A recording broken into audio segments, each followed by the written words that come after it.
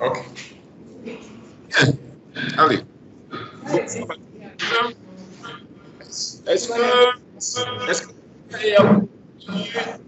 vous voyez le texte au tableau?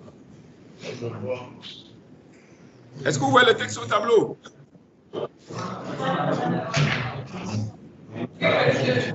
D'accord. Ok. Bien. Donc ce soir, on commence le cours de dynamique de structure ou de vibration. Donc ce cours s'adresse donc au génie civil 4 et au topo 3. Où sont les topos 3? Donc génie civil 4, c'est puis topo 3. Ok. Donc, je ne sais pas si on vous a déjà donné la totalité, même si vous l'aurez. Normalement, ça vous a déjà transmis l'intégralité du cours. L'intégralité du cours. Donc, ce que je vous demande, c'est de suivre les explications. Hein? Suivez les corriger les TD, de telle sorte que vous pouvez les reprendre chez vous, à tête opposée. D'accord? Voilà. Alors, puisque vous avez l'intégralité du cours. Bien. Donc, on va démarrer sans plus tarder, parce qu'il est déjà... On a déjà perdu 40 minutes. Donc, le cours de dynamique de structure, de quoi est-ce qu'il est question? Il est question de présenter des méthodes permettant l'étude de la réponse des structures en contrainte des formations et des placements soumis à un chargement dynamique. Alors, et ces méthodes d'analyse d'une structure soumise à un chargement dynamique peuvent être considérées comme la généralisation des méthodes classiques de la théorie des structures, qui ne traitent en général que des cas statiques. Donc là, vous savez déjà résoudre les problèmes de statique. Et donc là, je vous amène dans les problèmes de dynamique. C'est ça l'objet du cours. Voilà. Alors, maintenant, qu'est-ce qu'un chargement dynamique? Un chargement dynamique est un chargement dont l'intensité, la direction ou les points d'application varient en fonction du temps. Et par conséquent, la réponse d'une structure à ce chargement, la réponse est quoi? C'est les déformations, les déplacements et les contraintes. Dans l'ordre, déplacement d'abord, déformation et contraintes, puisque on cherche d'abord les déplacements, ensuite on convertit les déplacements en déformations et les déformations en contraintes. Et donc la réponse est également variable dans le temps. Voilà. Alors, maintenant, par rapport à la statique, la dynamique a deux caractéristiques principales. Première caractéristique, c'est que la solution à un problème dynamique n'est pas unique. La solution à un problème dynamique n'est pas unique, contrairement à la statique. Puisque, comme c'est une solution qui dépend du temps, à chaque instant t correspond une réponse U de t. C'est pour ça qu'on va donc parler d'une histoire de réponse. L'histoire de la réponse, c'est-à-dire qu'on va décrire U en fonction du temps. Ça, c'est la première caractéristique. Donc, la réponse n'est pas unique. Et on a plutôt une histoire de réponse. La deuxième caractéristique, ce sont les forces d'inertie. Alors, l'intervention des forces d'inertie dans l'équilibre d'une structure. En effet, si une structure est soumise à un chargement dynamique, ses déplacements varient dans le temps et correspondent à des accélérations qui produisent justement des forces d'inertie qui s'opposent à ces mêmes accélérations. Alors, les efforts internes de la structure doivent équilibrer non seulement les forces extérieures, mais également les forces d'inertie. Bien. Alors, on va revenir sur ce point en détail quand on va décrire l'équation du mouvement. Voilà. Donc, ici, il faut donc retenir ces deux aspects. Premièrement, la réponse à un problème dynamique n'est pas unique par opposition à la statique. Et deuxièmement, il y a l'intervention des forces d'inertie. Bien. Maintenant, on distingue deux types de chargements. Les chargements périodiques, bon, ici, nous, on verra plus des chargements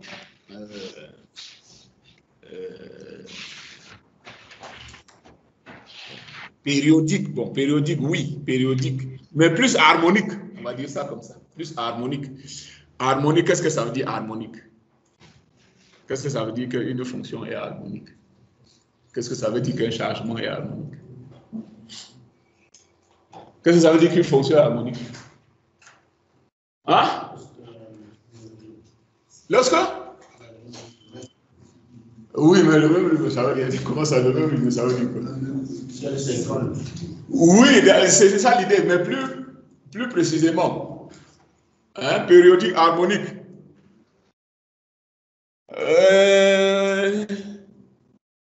Voilà, oui, c'est ça l'idée. Bon, mais il faut dire une fonction. Ok. Et le problème, votre connexion s'est coupée. Ah bon? La vôtre s'est coupée, docteur. Ok, non, c'est bon, alors allons-y. Alors, je disais donc, une des notions les plus importantes que nous allons aborder dans ce cours, c'est la notion de degré de liberté. Qu'est-ce que c'est qu'un degré de liberté? Les degrés de liberté, ce sont les paramètres indépendants qui permettent de décrire la physique d'un problème.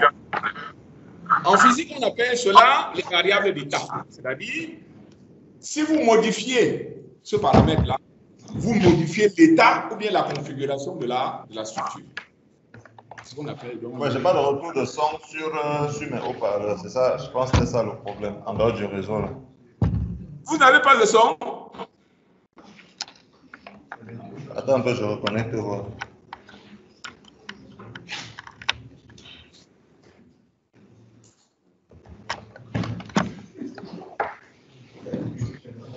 C'est bon? Oui. Oui.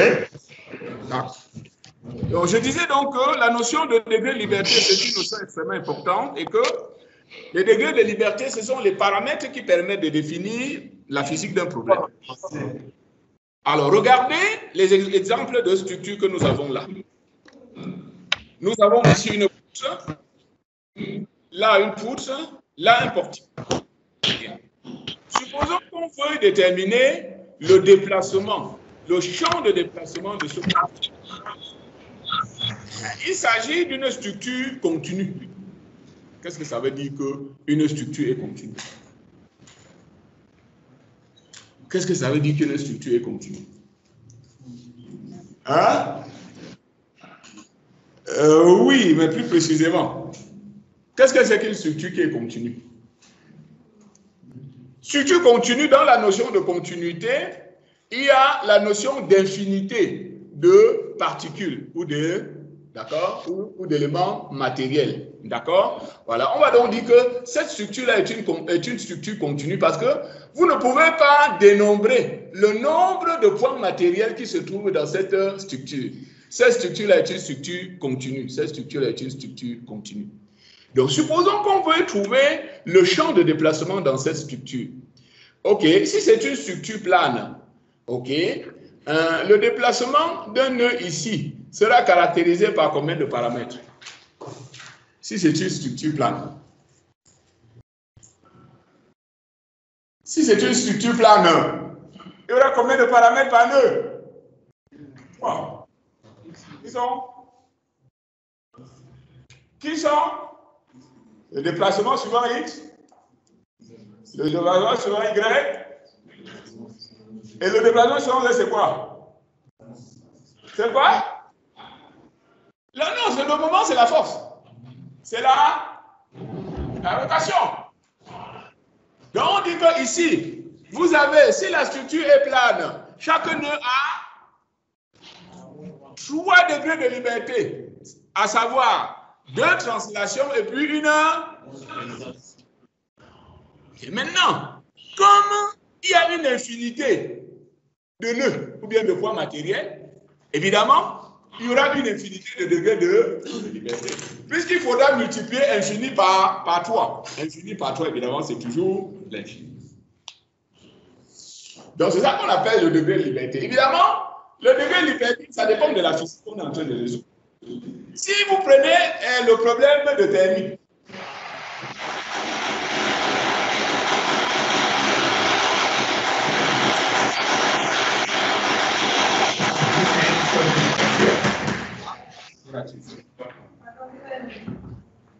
Est-ce que tout le monde me suit partout là? Yaoundé, Douala?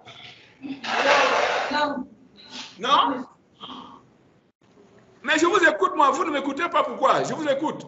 Qu'est-ce que vous n'avez pas écouté? Vous dites non, moi je vous écoute bien. Ça a sauté beaucoup. Monsieur, nous sommes en retard depuis le début là. Oui, bon, si vous êtes en retard, bon, maintenant, alors on a attendu, on vous a attendu 40 minutes, bon, quand même, hein? 40 minutes déjà, on vous a attendu. Bon, au niveau de l'explication du changement non périodique, c'est là où ça avait coupé, monsieur. Au niveau du changement non périodique, ok, si vous voulez, on revient là-bas, ok, d'accord, sans problème. Là où je voulais savoir, vous avez donné une explication par rapport à la périodique, là, nous n'avons pas suivi. D'accord, ok, donc je reviens dessus. Donc, les changements périodiques les plus classiques que nous allons voir, ce sont les changements harmoniques. Et quand on dit donc qu'une fonction est harmonique, ça veut tout simplement dire qu'on peut la décrire par un sinus ou par un cosinus. Et donc, le vecteur qui représente cette force-là peut être mis sur un cercle trigonométrique. D'accord? Avec ce qu'on va appeler tout à l'heure une pulsation et puis une phase. Voilà. Et donc, si le changement n'est pas périodique, on va dire qu'il est apériodique. Et on va donc l'étudier avec l'approche probabiliste. Bon, nous n'allons pas aborder cet aspect-là. On va rester ici. Si on reste ici, que vous comprenez déjà ça, c'est déjà pas mal. Et donc, après ça, je suis passé donc aux notions de degré de liberté. Et donc, j'espère que vous avez compris donc, ce qu'on appelle donc degré de liberté. Alors, donc, si une structure est continue, le nombre de degrés de liberté est infini. C'est ça que ça veut dire. Bien. Évidemment, nous, on ne peut pas aller étudier une structure avec une infinité de degrés de liberté. Ça n'a pas de sens. D'accord? Donc, ce qu'on va faire, c'est qu'on va essayer de modéliser cette structure avec le minimum de degrés de liberté possible. L'idéal,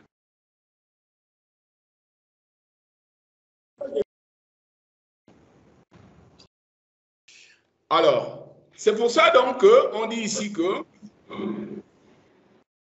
alors, la structure permet, ok, donc, la structure par le choix d'un modèle représentant la structure qui permet de réduire le nombre de degrés de liberté. Et dans la plupart des cas, de ramener le nombre de degrés de liberté à un seul. OK?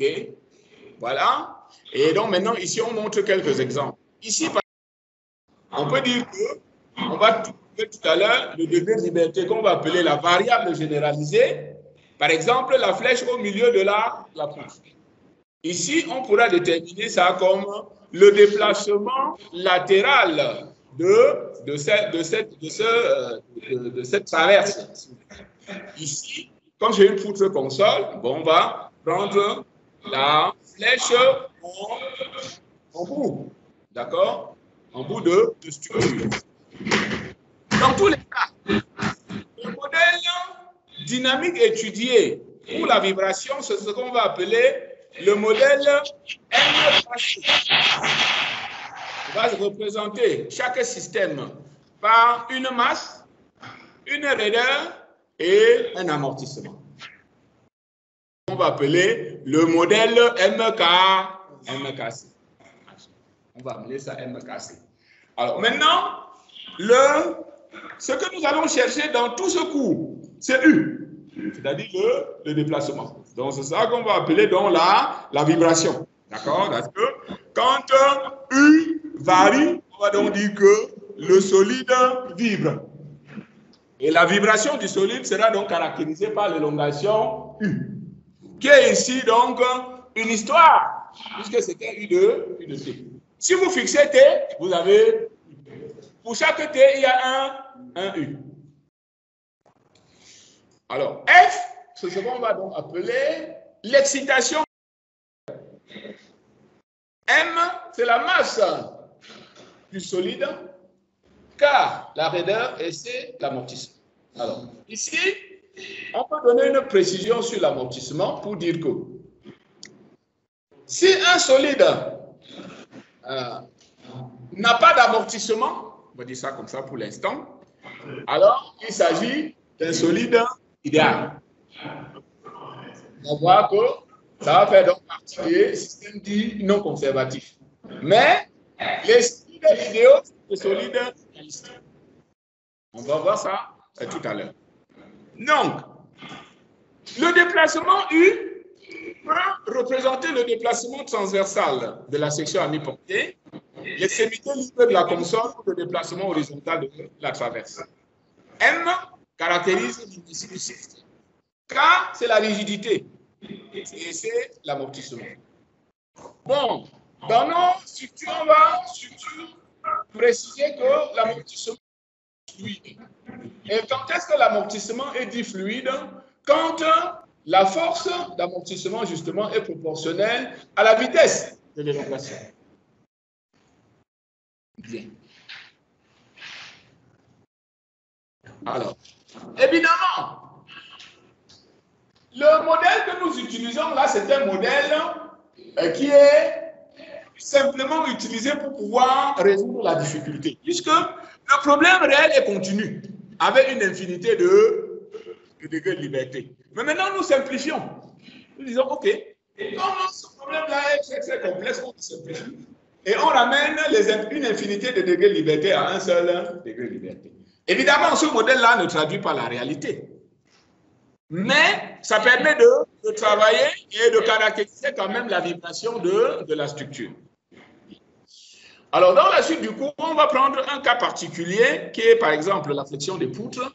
On va imaginer que la structure est finalement continue. Et on va donc essayer de caractériser, bon, là, je dis au moins les premiers modes propres de la structure. Donc,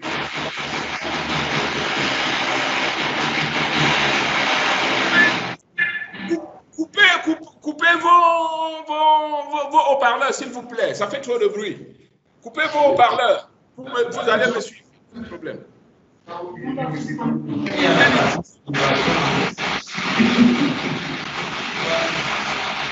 C'est bon? OK. Est-ce que jusque-là, il y a des questions? Est-ce qu'il y a des questions à Yaoundé?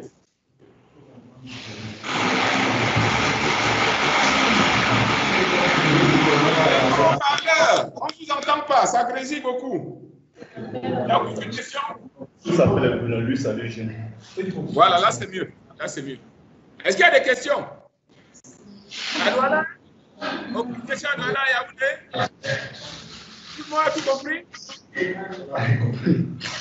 Bon, ok. S'il y a encore des questions, on poursuit. Alors maintenant, nous disons que tout l'objectif du cours, c'est déterminer U de T. C'est-à-dire le degré de liberté. On cherche l'histoire. Et donc, évidemment, la première question à se poser, c'est que U de T répond à quelle équation? U de T répond à quelle équation? Quelle équation est-ce qu'on va poser pour trouver U de T? C'est ce qu'on va donc appeler l'équation du mouvement. C'est la formulation de l'équation du mouvement qui va nous permettre de résoudre et puis de trouver U.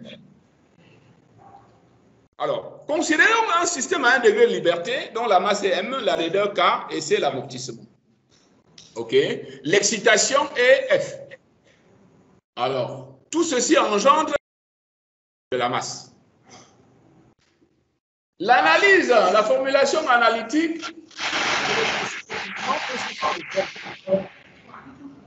le PFD simple que vous connaissez, hein, c'est-à-dire le principe fondamental de la...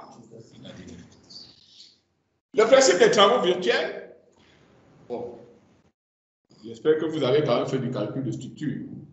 Vous savez seulement, vous savez quand même, vous connaissez quand même le principe des travaux virtuels. Non? Pas vraiment. Pas ah. Vous vous rappelez? Ah. Et le principe d'Hamilton. Bon, ce sont trois principes différents, mais évidemment qui vont aboutir à la même équation. On va commencer par le PFD. Le PFD dit que quoi? Le PFD tout simplement que somme de forces est égale à M fois la gamma, tout simplement. Voilà. Et pour cela, il faut faire un DCL. DCL, ça veut dire diagramme de corps libre.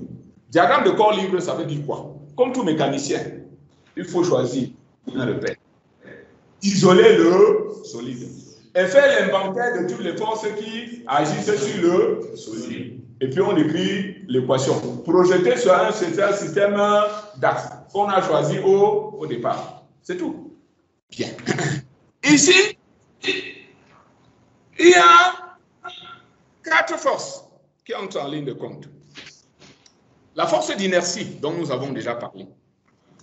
Il faut bien comprendre que toutes ces forces-là, ce sont des forces qui s'opposent au mouvement. Alors, il y a la force de rappel dans le ressort qu'on va donc appeler F1, FK ou bien FS. Donc ça, c'est la force de rappel dans le ressort. Alors, l'équation d'un ressort, c'est pourquoi? C'est que F, c'est K multiplié par U. D'accord? Où K est la raideur du ressort. Ça, c'est clair. OK. Maintenant, la force d'amortissement. Évidemment, la force d'amortissement vient justement amortir le déplacement. Donc, ça veut dire que la force d'amortissement s'oppose au déplacement également. Alors ici, on va dire que cet amortissement est fluide parce que la force est proportionnelle à la vitesse de l'élongation à travers un coefficient d'amortissement qu'on va appeler C. Cm, ce sont les caractéristiques mécaniques du système. Ensuite, maintenant, la force d'inertie, donc qui est M fois U de plus. Alors, quand on note le point au-dessus, c'est une dérivation par rapport au temps. Tout à l'heure, on va voir les dérivations aussi par rapport à l'espace. Là, on met plutôt un prime. C'est la première dérivée. 2 fois prime, c'est la dérivée seconde. Par rapport à l'espace. 3 fois prime, 4 fois prime.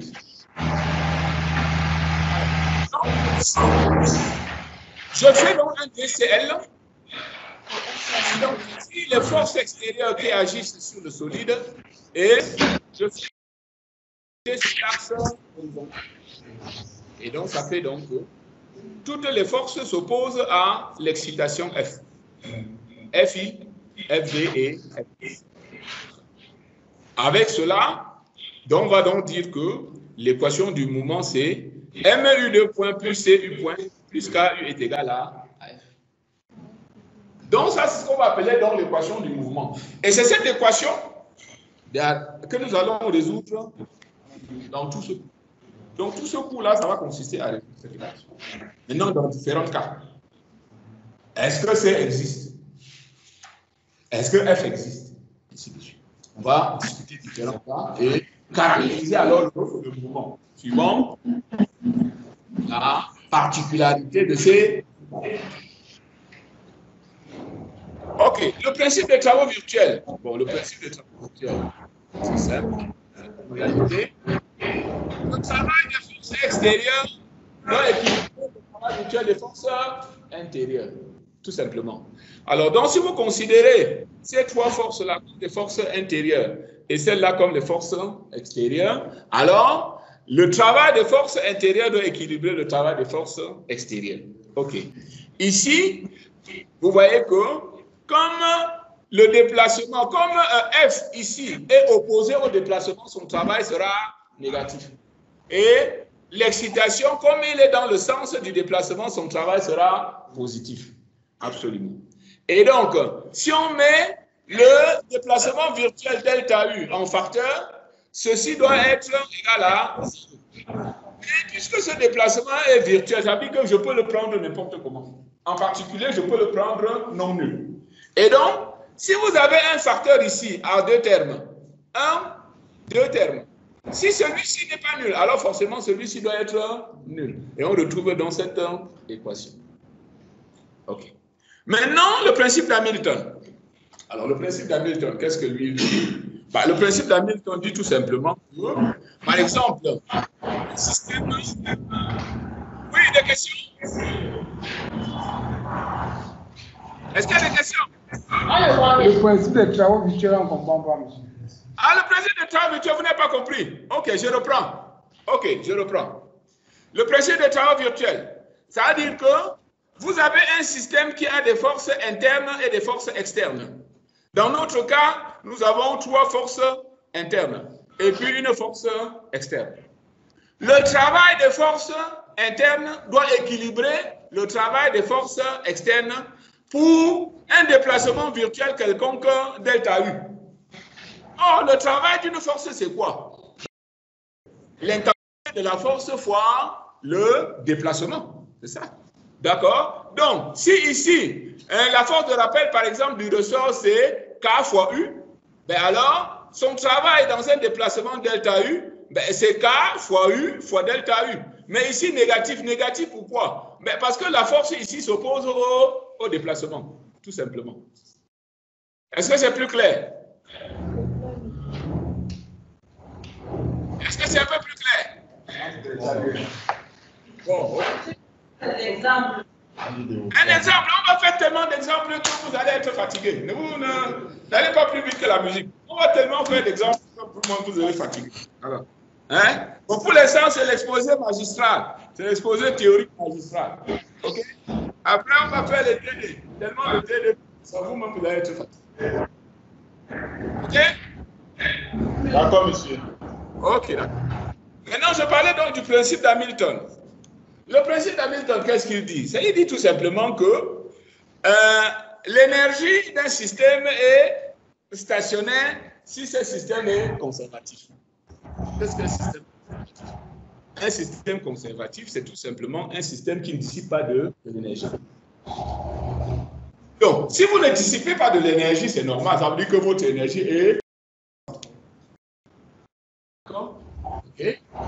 Alors, par contre, si vous dissipez dans le système dissipatif, la variation de l'énergie va correspondre au travail de force non dissipative.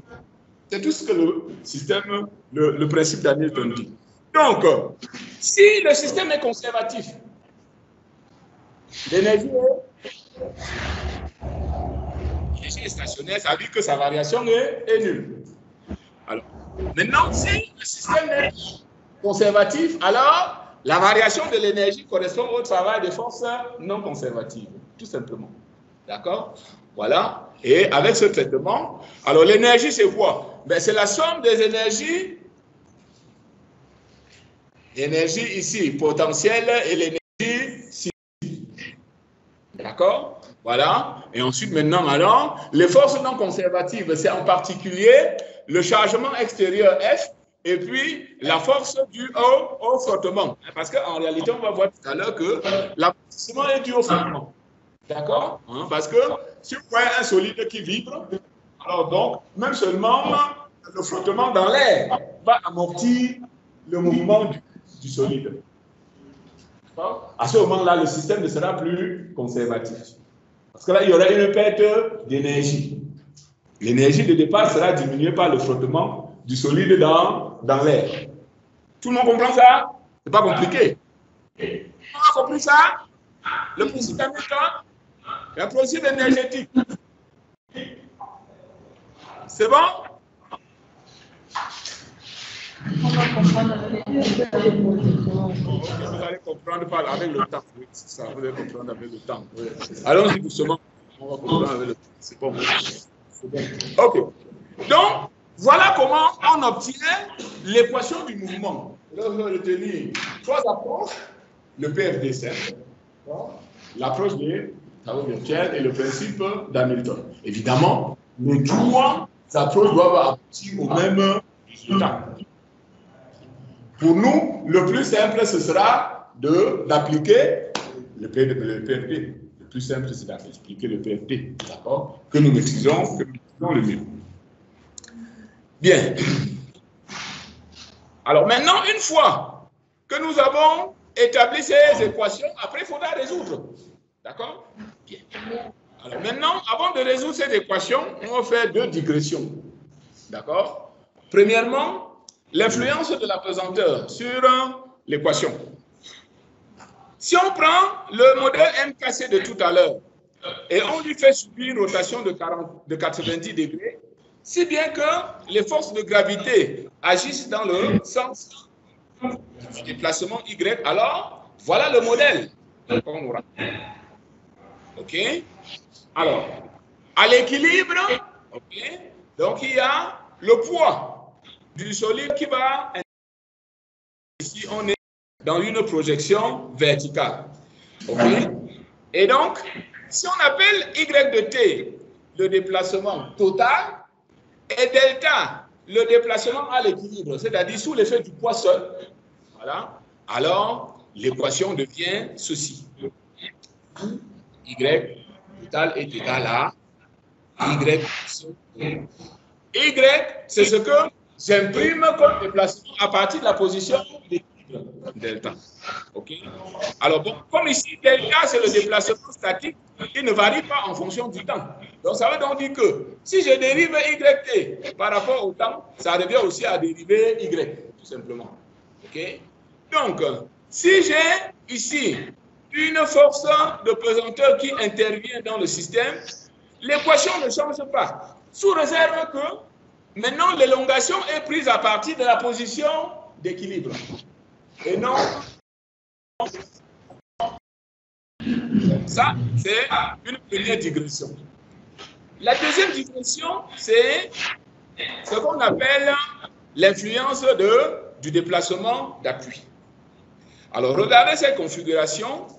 Vous avez toujours le modèle MKC, mais le modèle MKC a le déplacement de son appui qui est UG de T. Donc, ça veut dire que avant que le mobile ne se déplace de U, l'appui lui-même s'est déjà déplacé de UG de T. Ce qui fait donc que le déplacement total, ça va être U plus UG. OK. Alors, remarquez ici que dans ce cas-ci, il n'y a pas de force extérieure, il n'y a pas d'excitation extérieure. Mais regardez, si j'injecte ceci dans l'équation, alors tout va se passer comme si, ici, je retrouve ici mon équation du mouvement, mais ici, mon membre, j'ai M fois UG. M fois UG que je vais appeler F efficace. Donc, tout se passe un peu comme si le déplacement de l'appui correspond à l'application d'une excitation qui est M fois UG. C'est important de comprendre. Okay. Donc, imposer un déplacement à l'appui revient en fait à appliquer une force extérieure qui est M multiplié par l'accélération due à ce déplacement. Alors là, ça c'est quelque chose d'important sur lequel on va revenir à plusieurs reprises. Okay. Donc, deux choses ici. Premièrement, l'influence des forces de pesanteur. Il faut compter l'élongation à partir de la position d'équilibre. Deuxièmement, si l'appui se déplace, alors cela veut dire que, en réalité, vous avez appliqué une force extérieure d'excitation. OK. Nous disons que résoudre un système continu est compliqué, puisque là, nous avons une infinité de degrés de liberté. Bon, maintenant, comment est-ce que nous allons alors ramener les systèmes continus à des systèmes modélisés par un seul degré de liberté? Ça, c'est l'objet du paragraphe qui suit. On dit assemblage de corps rigides idéalisés par des systèmes à un degré de liberté. Qu'est-ce qu'on appelle un corps rigide? Qu'est-ce qu'on va appeler un corps rigide? Un corps qui n'est pas flexible. Un corps qui n'est pas flexible. En particulier, son mouvement est caractérisé par quoi? Hein? Si son mouvement sera... Non, pas comme ça. Là. Si le corps est rigide. Si le corps est rigide, ça veut dire que son mouvement sera nécessairement une combinaison d'une translation de bloc et d'une rotation de bloc. Puisque le solide lui-même ne peut pas se déformer. Donc ça veut donc dire que si il était droit comme ceci, alors il ne peut se déplacer que comme ça. tous ces points-ci restant toujours droits. Donc, ça veut donc dire que si le solide est rigide, d'accord, son mouvement est nécessairement une combinaison d'une translation de bloc et d'une rotation. Et pour ceux qui ont fait la mécanique des milieux continus, nous avons dit que un système rigide, un mouvement rigide, c'est un mouvement qui est caractérisé par quoi? Le tenseur de déformation est de façon identique. Si le système est rigide, il n'y a pas de déformation. Déformation, ça veut donc dire qu'un point se déplace par rapport à l'autre. S'il n'y a pas de déplacement relatif de deux points, il n'y a pas de déformation. C'est ça la rigidité. Tout le monde comprend ça? Ah, oui. Oui. Si un système est rigide, alors son mouvement est nécessairement une combinaison d'une translation de blocs et une rotation de blocs. Absolument. C'est quoi les structures? Oui. On le laisse passer. Oui. Mais non, ce n'est pas rigide. Ce n'est justement pas rigide. D'accord? S'il y a déjà une déformation, s'il y a un point qui se déplace par rapport à un autre, on ne peut plus dire que le système est rigide. Ça veut dire que le système est déformable. Est-ce que vous comprenez cela? D'accord. OK. Donc maintenant, si le système... Alors, voici un exemple. Voilà un exemple ici. Alors, prenons un système comme celui-ci et supposons qu'il est rigide. Comment il peut se déplacer d'après vous? Supposons que, prenons ce système-là qui est rigide. Cette barre-ci, par exemple, on suppose que la barre AE, là, c'est une barre rigide. Comment elle va se déplacer ici, d'après vous? Hein? Elle ne peut que roter ici autour de... autour de D. Hein, d'accord? Tout le monde voit ça. Hein? Si ce système est rigide, alors le seul mouvement possible, c'est une rotation autour du point D. Donc cela veut donc dire que quoi? Cela veut donc dire au bout du compte que nous pouvons prendre donc la rotation du point D comme le seul degré de liberté de ce système. Sous-entendu que quoi? Sous-entendu que si je trouve la rotation du point D, à partir de là, je peux trouver le déplacement de tous les points de la barre. Comment? Ben, c'est simple. Supposons que cette barre-ci rote pour revenir ici. Elle rote pour revenir ici. À ce moment-là, le déplacement vertical d'un point, c'est quoi? Ben, c'est tout simplement cette longueur-ci fois la tangente de l'angle. Et vous voyez donc que pour décrire la cinématique de ce système, j'ai besoin d'un paramètre. Et donc la rotation autour du point D. Mais ceci pourquoi? Mais parce que la barre est supposée rigide. Si la barre n'est pas rigide, ceci n'est plus vrai. Est-ce que tout le monde comprend ça?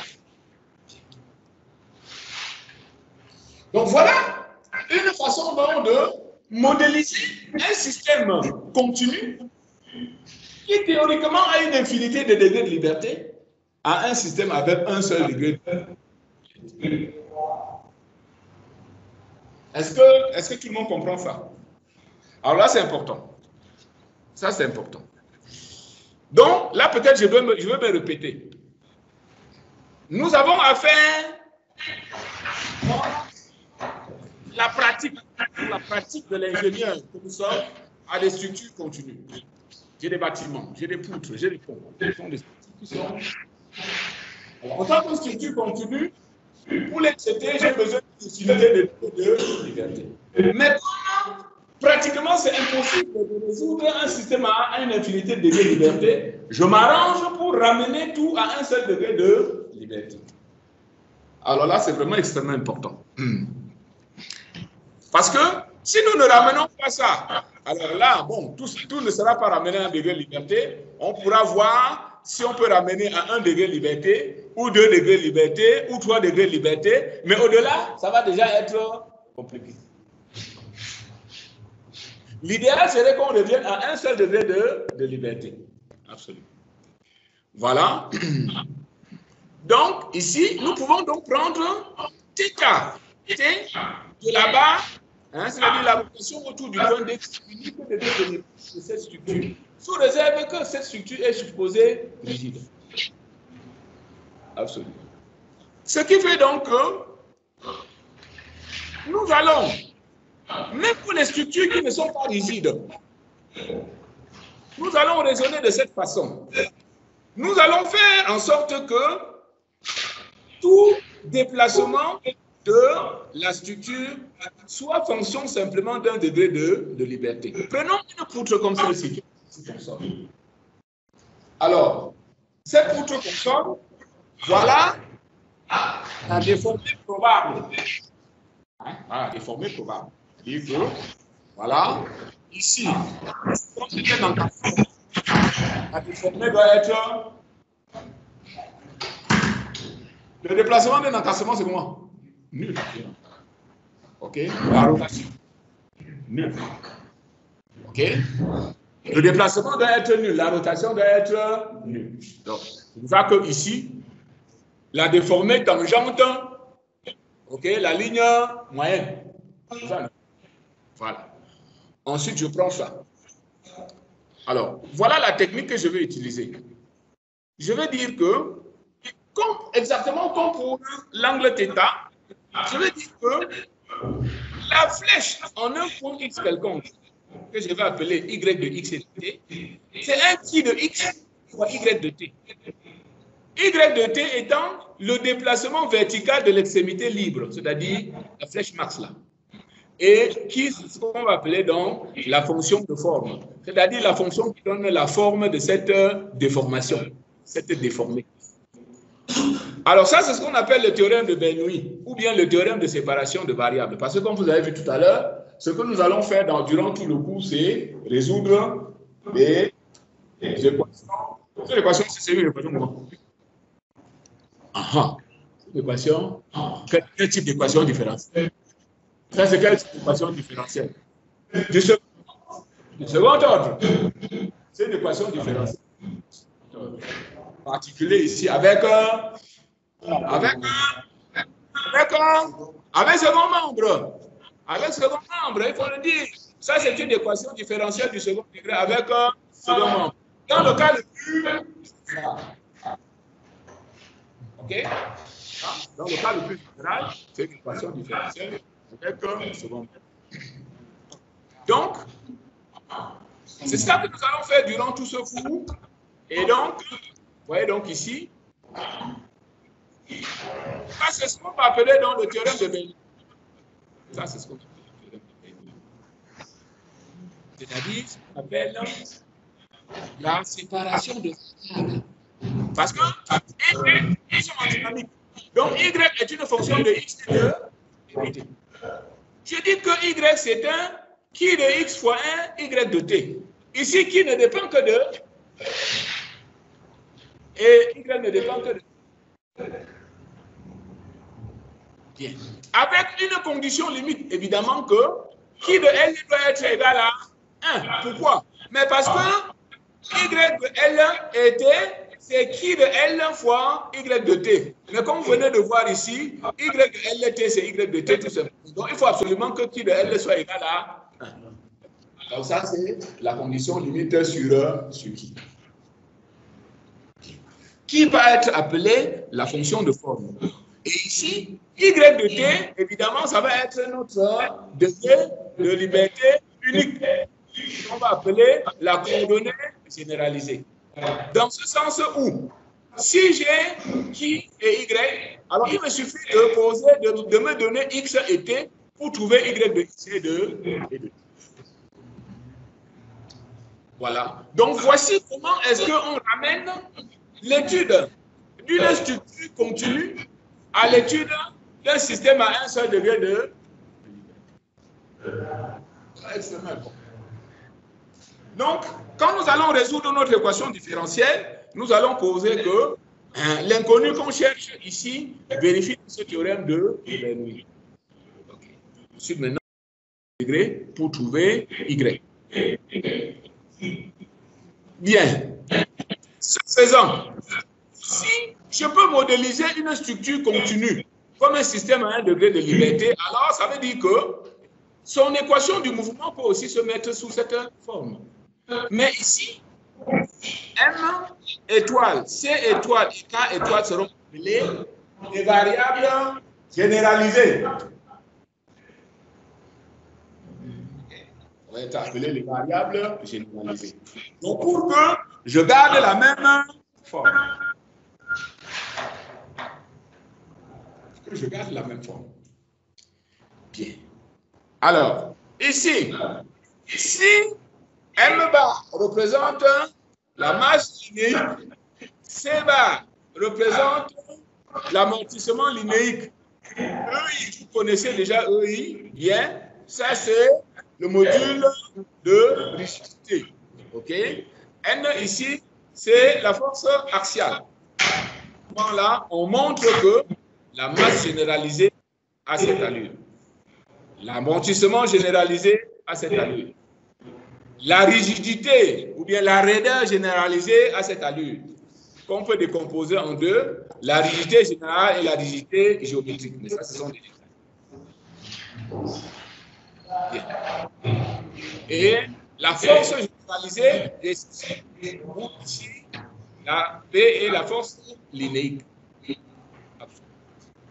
Donc, nous allons voir dans certains TD, on va donner une structure continue, on va nous demander de trouver ces paramètres généralisés et de déterminer l'équation du mouvement. Est-ce qu'il y a des questions jusque-là, à Douala Yaoundé? Je ne comprends rien. Hein, vous ne comprenez rien? Voilà, vous ne comprenez rien. Est-ce qu'il y a une question précise? Il y a des questions précises? Non. Est-ce que vous avez compris au moins comment dire que je ne peux pas résoudre un système avec une infinité de degrés de liberté et que je dois modéliser tout cela avec un seul degré de liberté? Est-ce que vous avez compris cela? Non, vous n'avez pas compris ça. Je répète. Bien, je répète. Prenons un système comme celui-ci. Ça, c'est une poutre console simple. OK? Qui est chargée avec P bar de T, qui est donc un chargement linéaire. On suppose que la barre a une masse linéaire M bar et une rigidité à la flexion EI. Ce que je cherche ici, c'est la flèche, c'est-à-dire le déplacement Y en la cote X. Ce déplacement X, je pose qu'en réalité, ou bien ce déplacement Y, je pose qu'il est et vérifie le théorème de Bernoulli, c'est-à-dire la séparation de variables. Voilà. De telle sorte que, si j'appelle qui la fonction de forme, alors, si je connais qui, alors, pour chaque X et chaque T, je peux connaître la flèche, puisque ce sera fonction uniquement de la flèche ici à l'extrémité de la poutre fonction, que j'ai appelé Y de T. Avec évidemment la condition limite que qui de L doit être égal à 1. Voilà. Voilà comment est-ce que je ramène l'étude d'un système continu qui théoriquement a une infinité de degrés de liberté à un système à un seul degré de liberté. Avec cela, si on pose donc ici l'équation du mouvement est la même, mais alors les paramètres seront dits généralisés. Et on va mettre plutôt M étoile, C étoile et K étoile et F étoile, qui sont définis comme ceci, en fonction de la fonction de forme. Est-ce que c'est un peu plus clair? Toujours pas. C'est que le début, vous allez comprendre après, c'est pas grave. C'est pas grave. Bon, un mot sur les flux que vous venez ici, que vous voyez ici. Bien. Si je suis en translation, évidemment, la force d'inertie est multipliée par Mais si j'ai le solide qui est en rotation, alors la force d'inertie, c'est quoi? J que multiplie c'est à 2 points. Puisque ici, j'ai un mouvement de rotation. J étant ici le moment ici. D'accord? Et là, donc, on donne le moment d'inertie de figure classique. D'accord? Une barre, un rectangle, un triangle et un cercle. Tout simplement. D'accord? Donc, ça, c'est le cas où on a plutôt des solides en rotation. Hein? Contrairement au mouvement de translation, c'est plutôt la masse qui intervient dans l'inertie.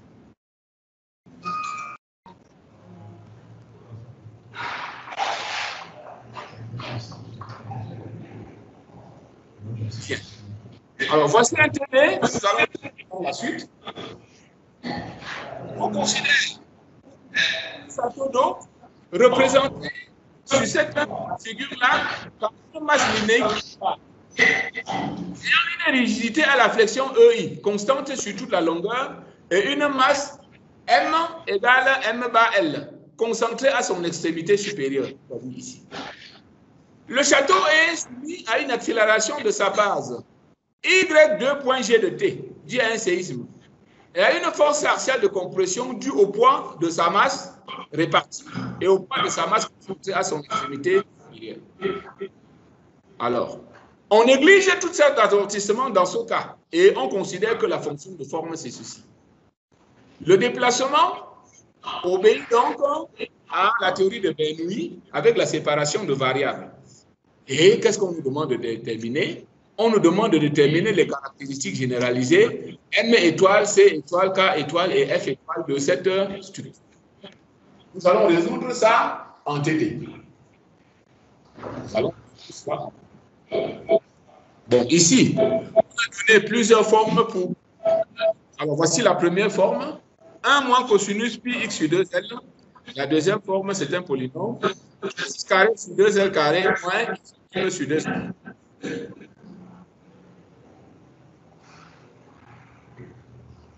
Voilà. Alors, bon, ici, c'est toujours des expressions plus détaillées. D'accord, mais bon. Et il n'y a pas beaucoup d'intérêt. La seule chose à préciser ici, c'est que là où nous avons des intégrales continues, il s'agit des valeurs qui sont continues. Et là où nous avons ici le signe d'une somme discrète, c'est là où il y a des masses discrètes, des valeurs discrètes. Prenons par exemple ici. Regardez, sur cette structure, nous avons des masses discrètes et des masses continues. Okay? Donc, ça veut dire qu'à ce moment-là, là où c'est continu, évidemment, j'utilise une intégration. Là où c'est discret, j'utilise une somme discrète. Voilà. Ça, c'est la somme discrète. Pour les bien les masses en translation.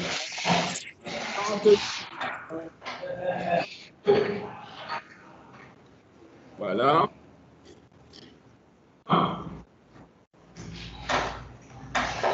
Voilà.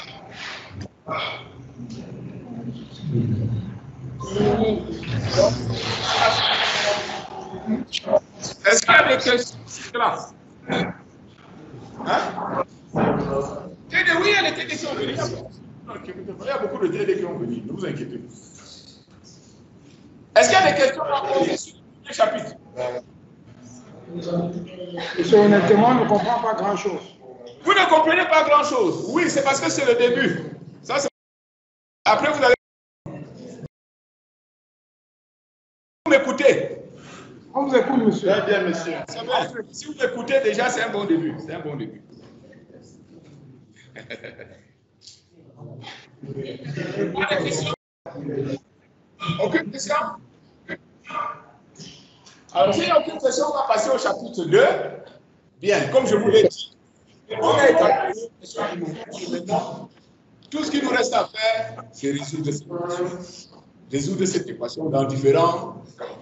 C'est tout. Donc, c'est ça tout l'objet du cours.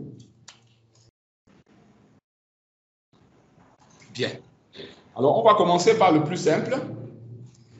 Donc, le système a un degré de liberté, donc nous avons déterminé l'équation du mouvement, c'est ça. Comme nous l'avons déjà dit, c'est une équation différentielle du second ordre avec, et comme on sait que sa solution, c'est quoi? C'est la somme de la solution générale de l'équation homogène, c'est-à-dire sans second ordre, plus la solution particulière non homogène, c'est-à-dire l'équation avec second membre. Pour ça, vous avez appris ça en première année. Ça, non? Tous ceux qui ont fait la première année en mathématiques, ils ont comme moi.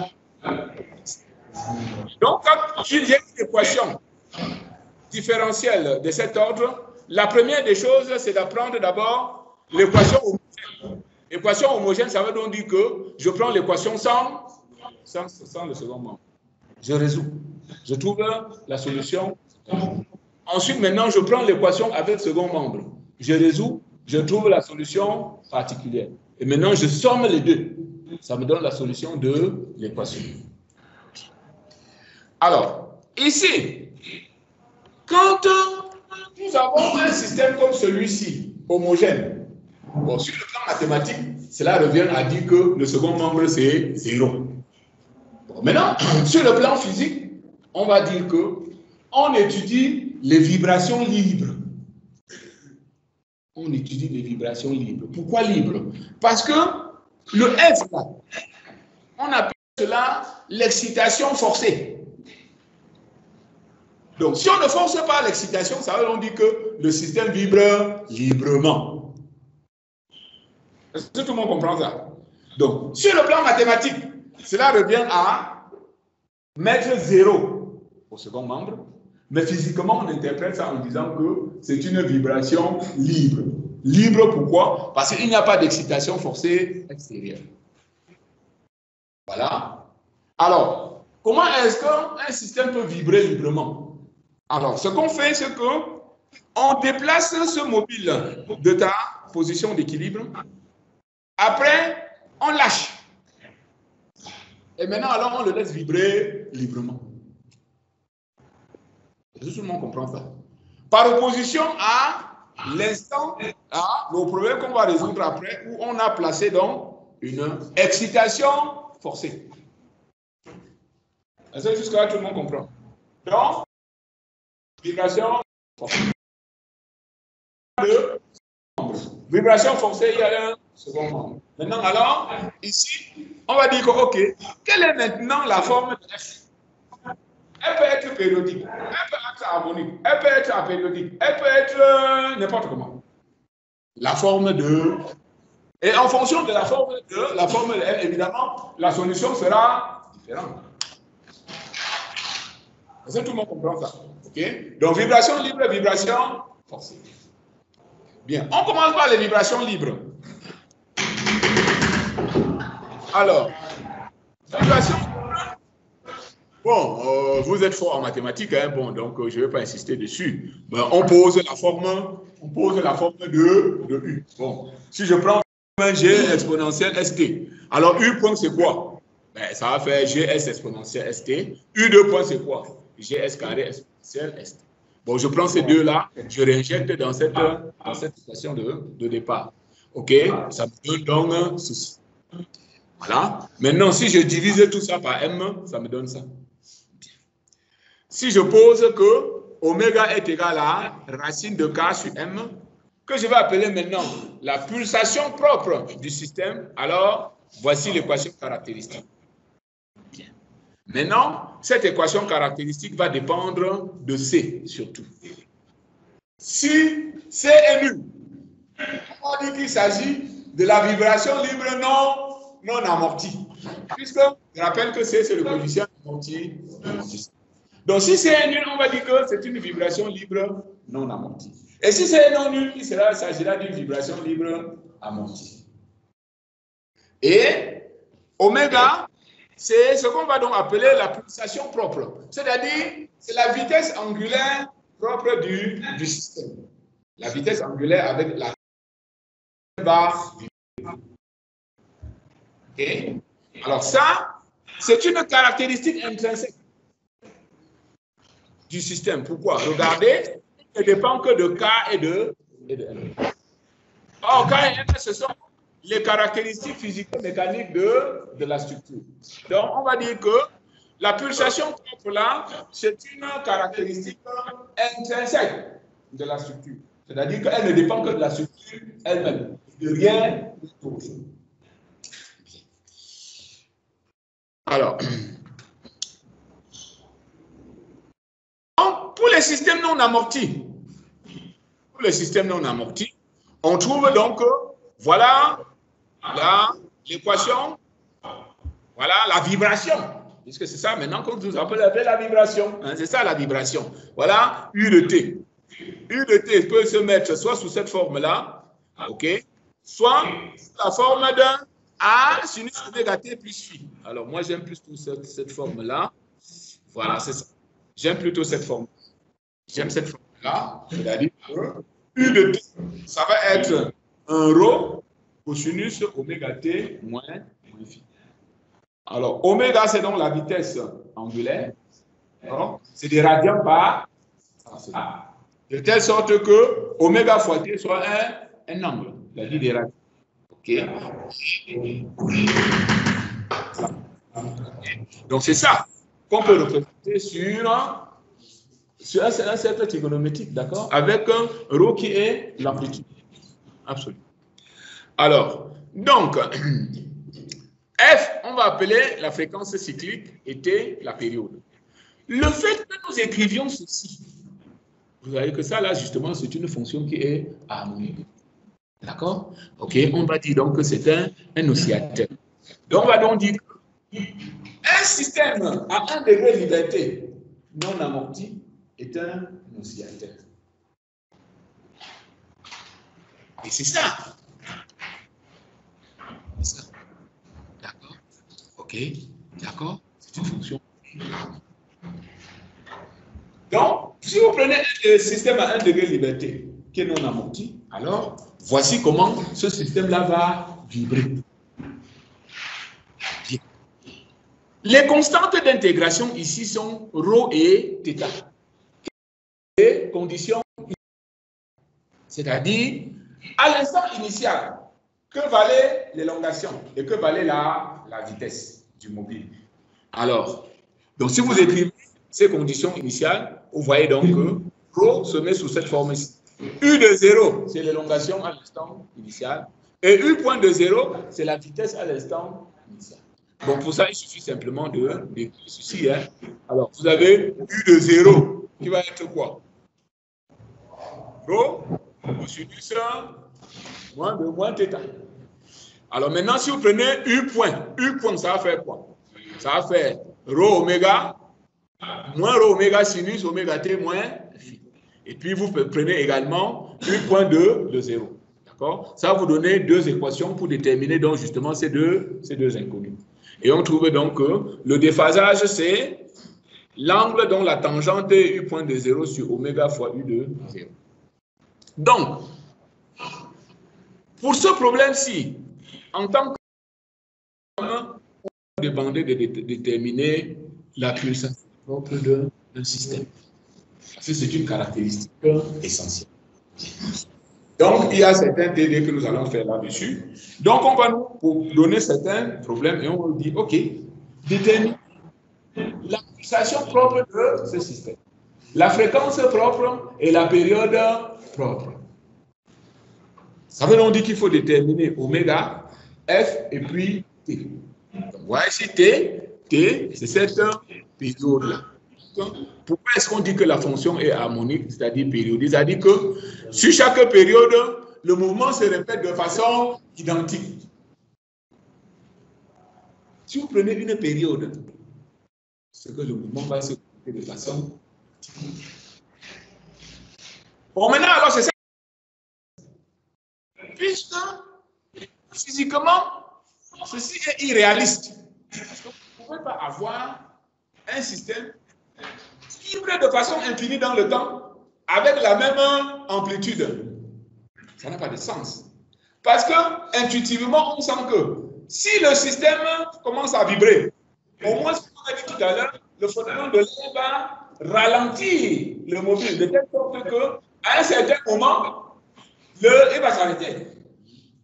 Donc, le fait de dire qu'on a ici un oscillateur comme ça, là, infini, ça, c'est justement un problème qui est irréaliste.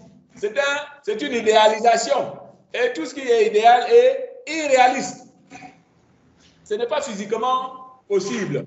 C'est ce qu'on appelle donc justement un système conservatif. C'est-à-dire que son énergie est conservée de façon infinie. Son énergie est toujours là. Ce n'est pas réaliste. Tout le monde est d'accord avec ça. Tout le monde comprend ça à Douala et Yaoundé. Ça, c'est physique. Ça, ce n'est plus mathématique. Tout le monde a compris ça? Ça, c'est physique. Ça, ce n'est plus la mathématique. Là. Ça, c'est physique. Si vous avez une vibration libre non amortie, il s'agit d'un oscillateur harmonique. Mais ce problème-là est un problème irréaliste, puisqu'on ne peut pas avoir un système qui bat infiniment dans le temps avec une amplitude constante. Ce n'est pas possible. Ça, c'est ce qu'on va appeler un système conservatif. Conservatif, c'est-à-dire qu'il a conservé son énergie. Il n'y a pas de déperdition d'énergie au cours du mouvement. Tout le monde comprend ça? Ça veut donc... Qu'est-ce qu'il faut faire? Il faut introduire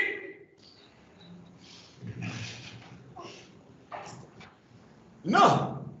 Il faut introduire l'amortissement. Puisque non amorti, c'est irréaliste, ce n'est pas physique. Donc il faut absolument introduire l'amortissement pour que le système soit physiquement viable. Sinon, physiquement, ce n'est pas viable. Il faut donc introduire un amortissement. Et donc, l'amortissement physiquement représente quoi? Le frottement, globalement le frottement. Ça peut être le frottement dans l'air ou bien alors sur le sol d'appui. Là on a posé le solide. Mais globalement, c'est le frottement. C'est le frottement qui vont ralentir ou amortir la vibration du solide. Bien. Voici un TD que nous allons faire. Bon. Donc ça, c'est vraiment la dynamique des structures. Bon. Une poutre. Okay. Simplement qui supporte un poids en son milieu. Je vous demande de trouver vibration libre de cette structure après avoir déterminé et la raideur correspondante et la pulsation propre. Okay. Ça, c'est nous autres, en tant que calculateurs de structure dynamique, ça, vous pouvez le faire en statique. Donc, ça, il n'y a pas de problème. Vous pouvez le faire en statique. Maintenant, si c'est la dynamique, comment on... OK. Alors...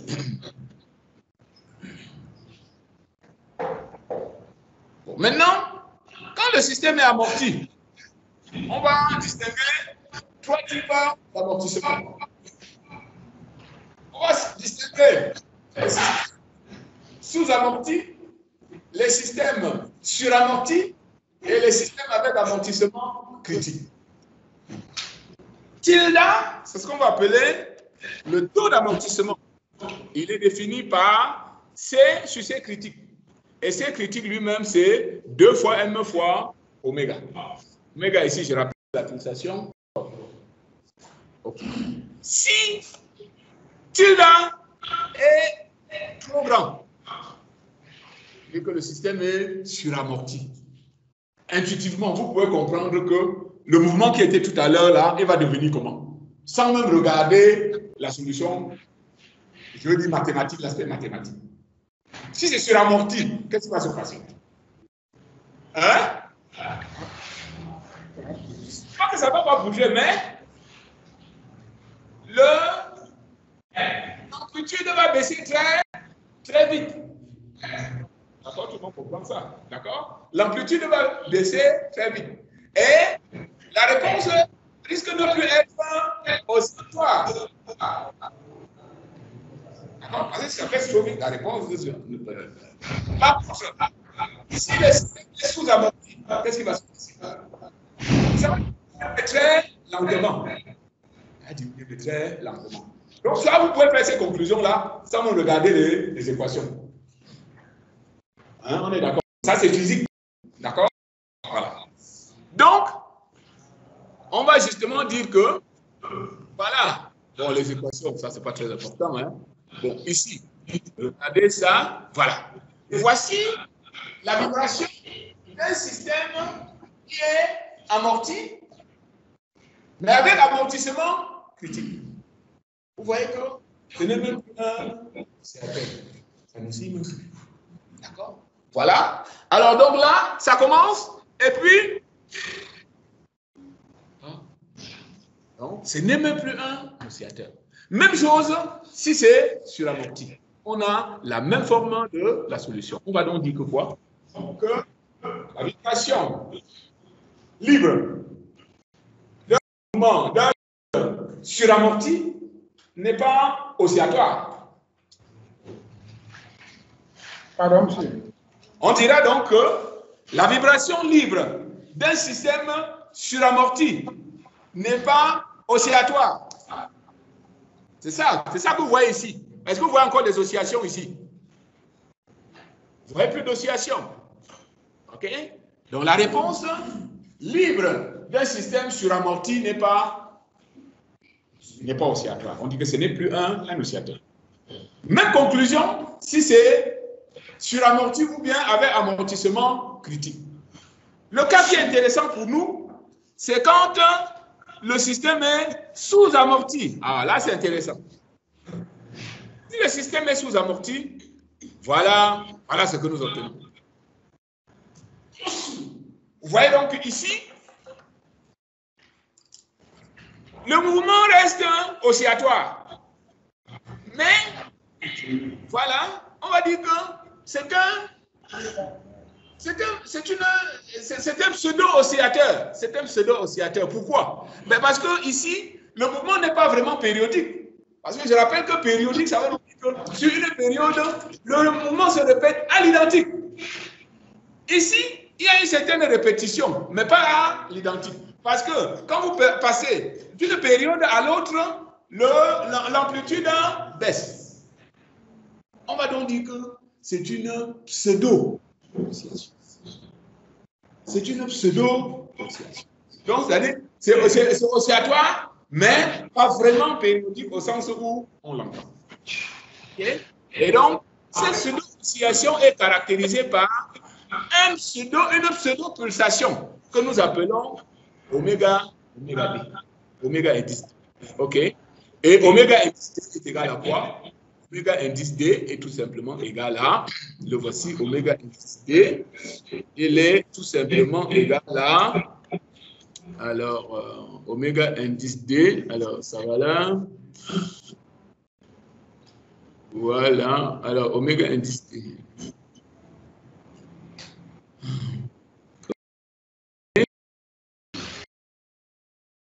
Voici la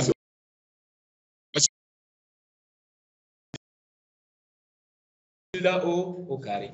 Tilde, je rappelle ici, c'est le taux d'amortissement qui est égal à C sur C critique. Et C critique lui-même, c'est 2 fois M fois oméga. Absolument. Oméga D sera appelé la pseudo-fréquence angulaire en oscillation amortie. Et TD, c'est la période des oscillations amorties. C'est une pseudo-période. C'est une pseudo-fréquence, puisque le mouvement n'est plus amorti.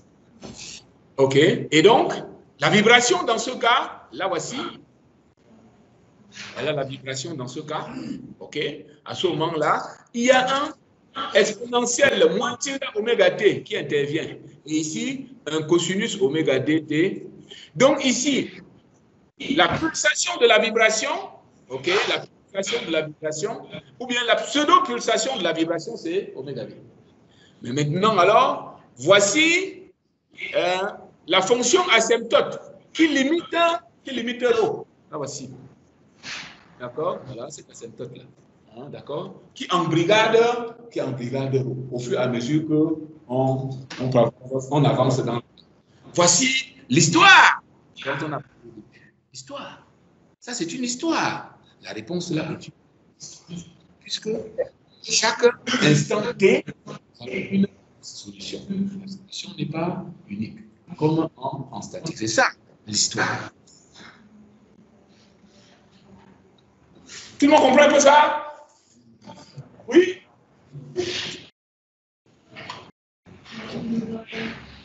Ok. Donc, tout le monde peut définir ce que c'est qu'une vibration libre.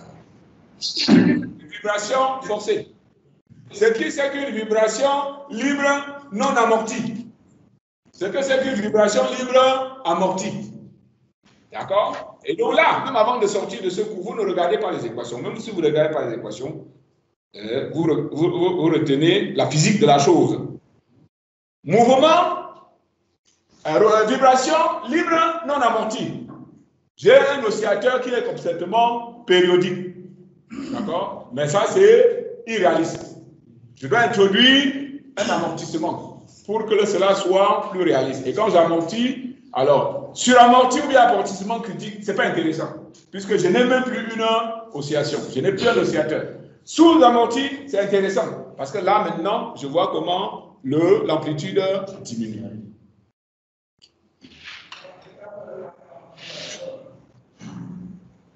Alors, maintenant, qu'est-ce qu'on va appeler le décrément logarithmique? Le décrément logarithmique. Donc ici, je saute d'une crête à une autre. Je saute d'une crête à une autre.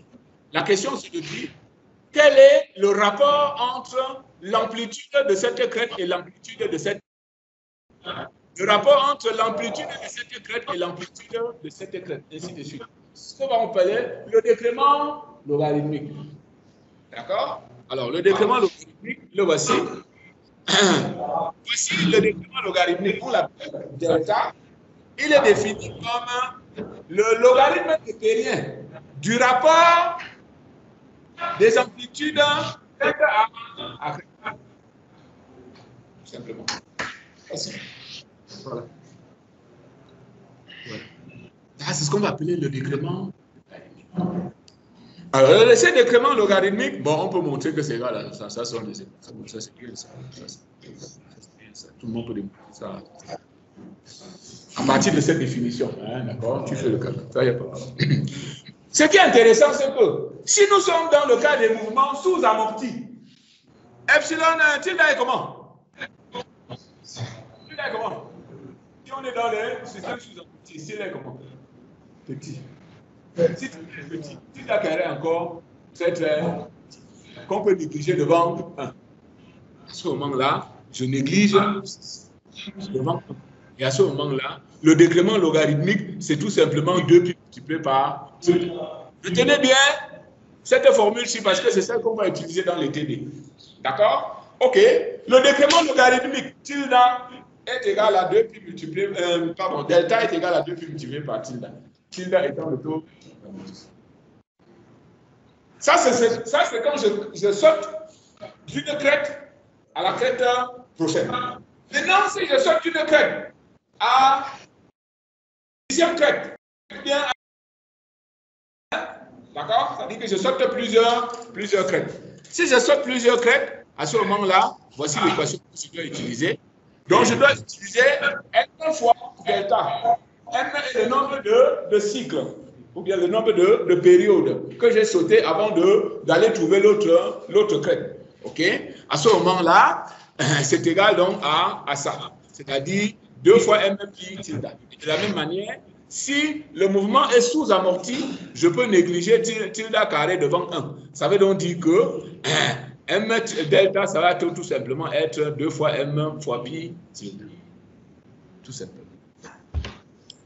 Voilà. Et donc, retenez bien ces deux formules-là, s'il vous plaît. Retenez bien ces deux formules-là, puisque c'est ça qu'on va utiliser. Bien. Ici, vous voyez donc de deux choses l'une. Si je connais le décrément logarithmique, je peux tirer tilde. Si je connais tilde, je peux déterminer le décrément logarithmique. Donc, dans un sens, d'accord, si je connais voilà, ici, pareil. Donc, retenez bien ces formules-là. Celle-ci, puis celle-ci et puis celle-là. Et justement, nous allons utiliser ces formules-là dans le TD suivant. Voici un plancher de dalle. Voici comment je veux dire, la dalle d'un plancher, ou bien une portion de dalle de plancher. Cette dalle est soutenue par 4 colonnes, qui sont supposées sans masse. La dalle elle-même pèse 8000 newtons. OK? Et en statique, quand on soumet cette dalle à une force horizontale de 4000 newtons, on a un déplacement latéral de 0,25 cm. Alors, on a pu déterminer le taux d'amortissement qui est de 7%. Et on vous demande, quelle est la fixation? Quelle est la fixation? Quelle est la puissance d'amortissement? Quel est le nombre de cycles qui sera nécessaire pour passer d'une crête de 0,25 à une crête de 0,05? L'amplitude de la dalle au bout de 8.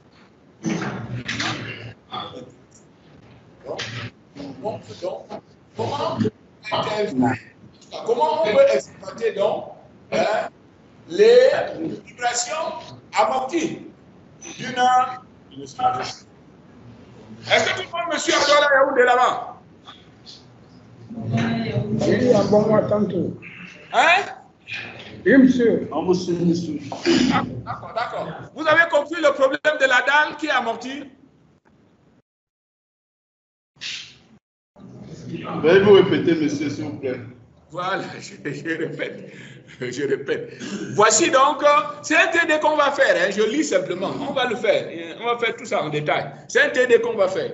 Je dis ceci, voilà une portion de dalle de plancher qui est soutenue par 4 colonnes, c'est-à-dire 4 poteaux.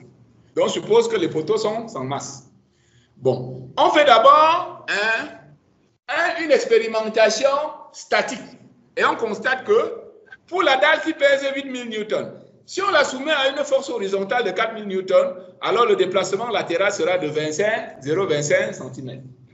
Si en plus on connaît le taux d'amortissement, on vous demande de trouver la pulsation propre, la période propre et les pseudo-périodes et fréquences propres. De déterminer la constante d'amortissement, de trouver le nombre de cycles nécessaires pour passer de la crête de 0,25 à la crête de 0,05 et puis de trouver l'amplitude du mouvement après 8 cycles. Ça, c'est le TD qu'on va faire. Bien. Alors, ensuite, il y a une série de TD que vous pouvez regarder.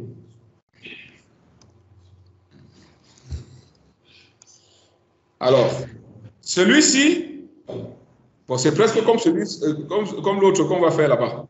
On pourra faire celui-ci aussi. Voilà. OK.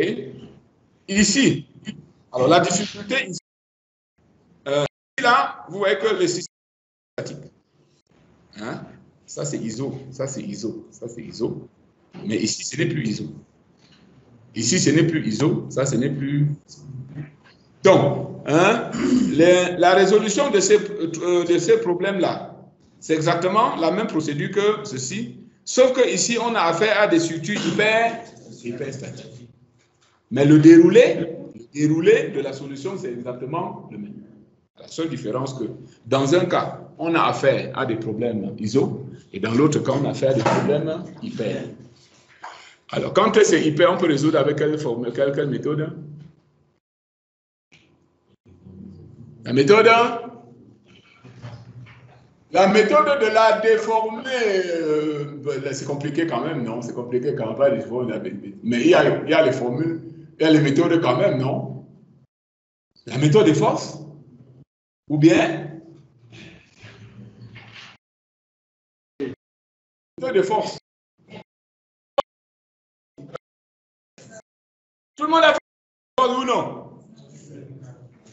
Oui ou non? Oui. Même les BTS sont la méthode de force. Même les BTS. Je sais que la plupart d'entre vous venez de licence pro. Mais en licence pro, on fait quand même plus d'efforts. Si ce n'est pas la méthode de force, c'est 3 moments, c'est quand les poutres sont continues. 3 moments, c'est quand les poutres sont continues. Mais 3 moments, c'est toujours la méthode de force. C'est toujours la méthode de force. Hein?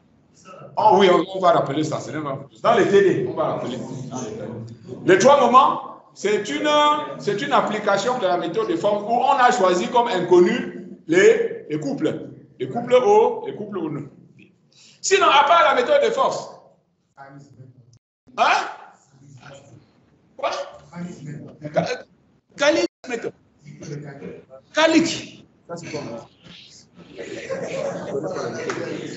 Cassigliano, oui, c'est une méthode énergétique, oui. Non. À part la méthode de force. À Douala Yaoundé là, on résout le système hyperstatique avec quelle méthode? Hamilton. Menabrea, oui, mais plus généralement, on a déjà parlé de la méthode de force et ensuite il y a la méthode.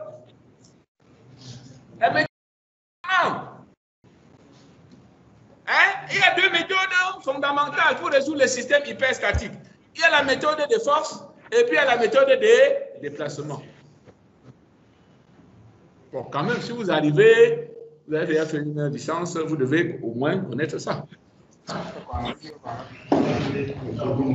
Bien.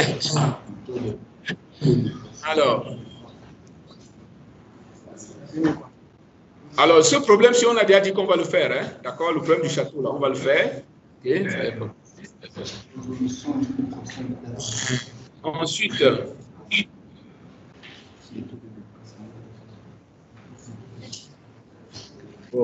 Ensuite, je crois que le 2,5 là, le 2,5 et le 2,5, je crois qu'on va faire ça. Ok.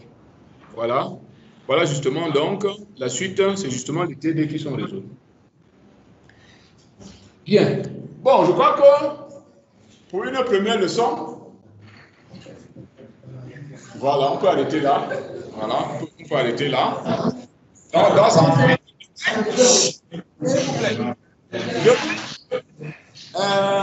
Donc, je vais donc insister pour qu'on vous envoie les fichiers. Et demain, je vais commencer la correction des TD de ce chapitre 6. Oui.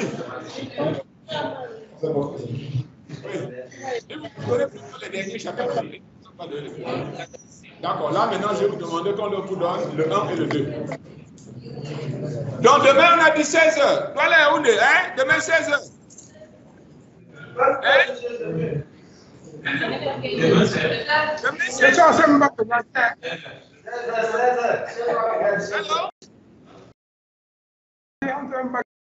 Alors?